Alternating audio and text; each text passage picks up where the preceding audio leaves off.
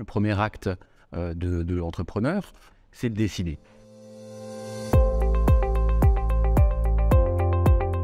Alors les interlocuteurs sont nombreux au cours des démarches, que ce soit pour la cession ou pour l'acquisition d'une entreprise. Ce qui est prédominant et ce qu'il faut avoir en tête, c'est que c'est l'entrepreneur ou l'entrepreneur en devenir qui doit décider.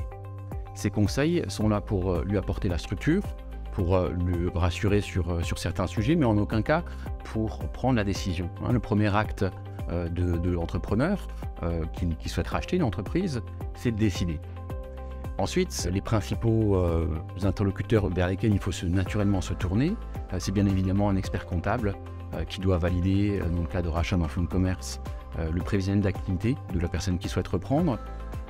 Dans le cadre d'un achat de société, qui va réaliser les due diligence nécessaires à sécuriser la reprise de l'entreprise et à le rassurer sur les risques fiscaux, sociaux qui existent par le passé. Et la troisième personne clé de confiance, ce sera évidemment l'avocat qui va s'occuper de rédiger les accords trouvés entre les parties, de les coucher sur papier et ainsi de sécuriser l'opération dans son timing à travers différents actes qui sont principalement une LOI, lettre d'intérêt qui permet de coucher sur un document l'accord des parties sur les termes et sur les conditions, le protocole de cession qui va permettre d'avoir un acte un peu plus large, notamment après le due diligence réalisé par l'expert comptable sur les risques quantifiés, et enfin l'acte définitif qui permet le transfert de propriété.